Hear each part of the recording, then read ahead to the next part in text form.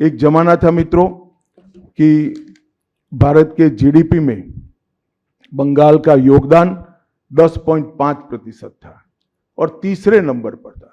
GDP में योगदान की दृष्टि से हमारा बंगाल तीसरे नंबर पर था। तीसरे नंबर पर से सरक कर ये 49 साल में वो 22वें नंबर पर आ गया। अब नीचे कोई जगह ही नहीं बची। बंगाल का इतना आर्थिक पतन कभी नहीं हुआ है। कम्युनिस्टों के शासन के पहले, तृणमूल के शासन के पहले प्रति व्यक्ति बंगाल की आय राष्ट्रीय औसत से 127% ज्यादा थी। 127%। देश में नागरिक 100 रुपया कमाता था तो बंगाल में 127 रुपया कमाता था। आज देश का नागरिक 100 रुपया कमाता है तो बंगाल का नागरिक 73 रुपया कमाता है। ममता जी, आपको इसको जवाब देना पड़ेगा। हर प्रकार के उद्योग की शुरुआत एक जमाने में इस सुजलाम सुफलाम भूमि से हुआ था और इसी के आधार पर सोनार बांग्ला की परिकल्पना की जाती थी।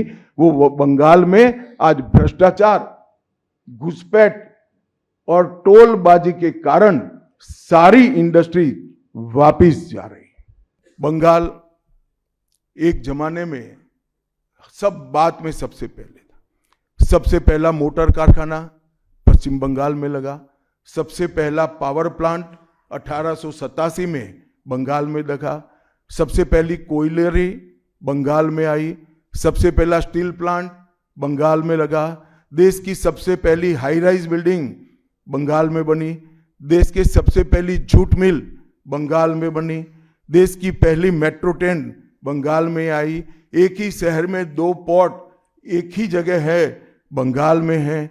और देश की सबसे पहली आधुनिक यूनिवर्सिटी कलकत्ता यूनिवर्सिटी भी बंगाल में बनी। और विश्व प्रसिद्ध विश्व भारती यूनिवर्सिटी भी, जिसने भारतीय शिक्षा के कंसेप्ट को जमीन पर उतारा, वो भी बंगाल में बनी। मगर ममता जी, आप गौरव मत करिएगा, इसमें से कुछ आपके समय में नहीं हुआ है। ये जो करने वाले थे उनके पूरे रिदम को, इनकी लय को, बंगाल की विकास की गति को तोड़ने का आप काम करें। बंगाल आज इंडस्ट्रियल रूप से कंप्लीटली बर्बाद हो चुका है और ये आपके शासन में ही हुआ है। आधा अधूरा तो कम्युनिस्ट बेचारे कर गए थे, आपने तो पूरा ही समाप्त कर दिया। सिंडिकेट राज, तालेबाजी, शत्रुतापूर्ण माहौल, इसके कारण 2011 से 25 के बीच में 7000 से ज्यादा कंपनियां बंगाल छोड़कर बंगाल के बाहर चली गई। एबीपी आनंद, एगिए थाके एगिए राखे।